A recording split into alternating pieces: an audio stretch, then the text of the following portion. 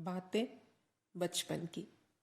भगत सिंह बचपन से ही देशभक्ति के रंगों में रंग गया था और एक ओर जहां बच्चे गिल्ली डंडा खेलने में व्यस्त रहते थे, वहीं भगत सिंह सिपाही और क्रांतिकारियों का खेल खेला करता था।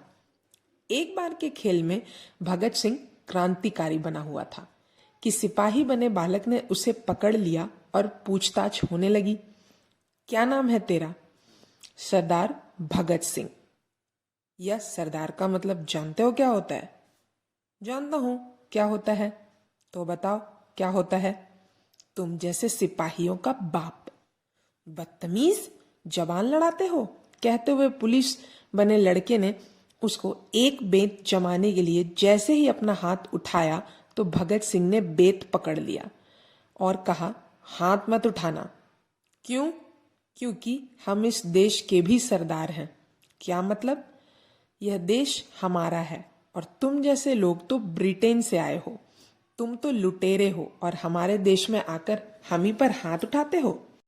बालक भगत सिंह यह बात कह ही रहा था कि उसके पास से गुजरते हुए एक अंग्रेज अधिकारी के कान में यह बात पड़ी तो उसका माथा ठनक गया था और उसने आकर भगत सिंह का कान पकड़ लिया था। क्या कह रहे थे तुम? तुम तो लुटेरे हो और हमारे देश में आकर हम ही पर हाथ उठाते हो। यही कहा था मैंने, भगत सिंह ने कहा। तुम्हारा इतना हिम्मत? हम तो चोर सिपाही का खेल खेल रहे थे, बीच में एक बालक ने आके सफाई दी। ओह, तो तुम चोर सिपाही का खेल खेल रहे थे। अंग्रेज अब सही बात समझ गया था। उसने कहा, तुम साला चोर ही बना होगा। उसने भगत सिंह का कान फिर ऐंठते हुए कहा, मैं चोर नहीं, क्रांतिकारी बना था। भगत सिंह ने जवाब दिया, क्रांतिकारी? व्हाट इज क्रांतिकारी? जो अपने देश की आजादी के लिए लड़ते हैं। कैसे लड़ते हैं? तानाशाहों और लुटेरे को मारते हैं। दूसरे को मारने वाला क्रांतिकारी नहीं, आतंकवादी होता है। नहीं, आतंकवादी तो वे लोग होते हैं जो दूसरों के देश में जाकर उन्हें लूटते हैं और कब्जा करते हैं। इसका कोई उदाहरण दो। ऐसे लोगों को हम पकड़ेगा और सजा देगा। घर जाओ और जाकर दर्पण में जाकर अपना मुंह देख लेना, पता चल जाएगा। भगत सिंह ने जवाब दिया। दर्पण? व्हाट इज दर्पण? शीशा। व्हाट इज शीशा? अंग्रेजी में बताओ कि दर्पण क्या होता है। हमें अंग्रेजी नहीं आती। तो पहले अंग्रेजी सीखो। तुम ही हिंदी क्यों नहीं सीख लेते? हम नहीं सीखेगा। तुम क्यों नहीं सीखेगा? क्योंकि हम तुम लोगों का भाग्य विधाता है। ओह, लेकिन अपने भाग्य विधाता तो हम खुद हैं, भगत सिंह ने जवाब दिया। क्या मतलब? हमारे लोगों ने ही कुछ ऐसे कर्म किए होंगे जिनके फलस्वरूप उन्हें पराधीनता का दंश झेलना पड़ा, लेकिन अब मैंने जन्म लिया है। पराधीनता का दंश यानी? भगत सिंह ने जवाब दिया, तुम्हारी गुलामी। ओह वंडरफुल, तुम अपने को गुलाम मानता है। सही बात है, हम तुमको इनाम देगा। भगत सिंह ने कहा, हमें थोड़ा बड़ा होने दो, इनाम तो हम तुमको देगा। तब क्या इनाम देगा हमको? वापस इंग्लैंड जाने का रास्ता दिखाएगा। ओह याद आया, हम यूं ही टाइम पास करता था, हमें तो कल छुट्टी पर वापस इंग्लैंड जाना है। और कहते हुए वह अंग्रेज चला गया और भगत सिंह और उसका साथी एक गीत गाते हुए मस्त हो उठे थे। पगड़ी संभाल जट्टा, पगड़ी संभाल ओए, पगड़ी संभाल तेरा लुट गया माल ओए। तू धरती की मांग सवारे, सोए खेत जगाए, सारे जग का पेट भरे तू अन्नदाता कहलाए।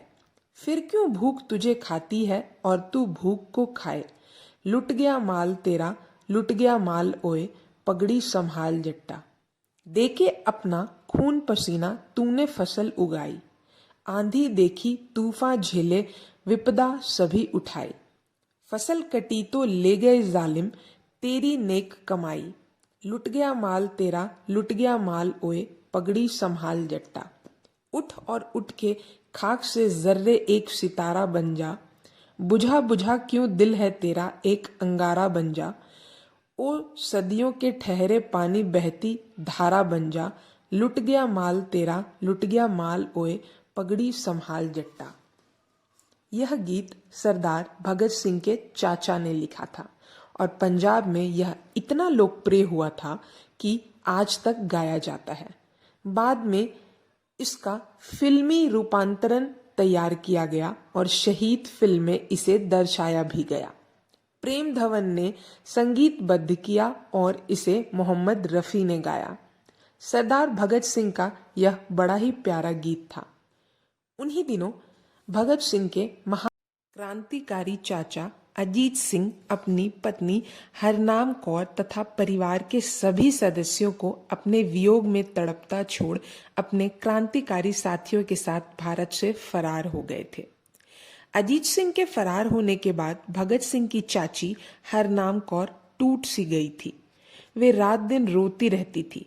धीरे धीरे उन्होंने स्वयं को संभाला। श्रीमती हरनाम कौर भगत सिंह को गोद में लिटा लेती और वात्सल्य की गहरी अनुभूति में खो जाती। वात्सल्य और दाम्पत्य की भावनाएं जन्मजात सहचरी हैं। वे दाम्पत्य की स्मृतियों में घिर जाती और उनकी आंखों की बदलियां बरसने लगती। भगत सिंह देखते तो उन्हें बहुत दुख होता। वे आंसुओं का कारण तो तब क्या समझते, पर उनका चेतना यंत्र इतना समर्थ था कि वे उनके दुख को गहराई के साथ महसूस करते और गोद में लेटे ही लेटे आंसू पोंछते। कौन सोच सकता था उस दिन कि जो बालक आज अपनी चाची के आंसू पोंछ रहा है वह भारत माता की आंसू पोंछने के लिए पैदा हुआ है। चाची बालक की निश्चल सहानुभूति पाकर और भी द्रवित हो जाती तो भगत सिंह गोद से उतरकर दोनों बाहें चाची के गले में डाल देते, उन्हें अपने से कसकर मूक सहारा देते और कभी कभी खुद भी रो पड़ते।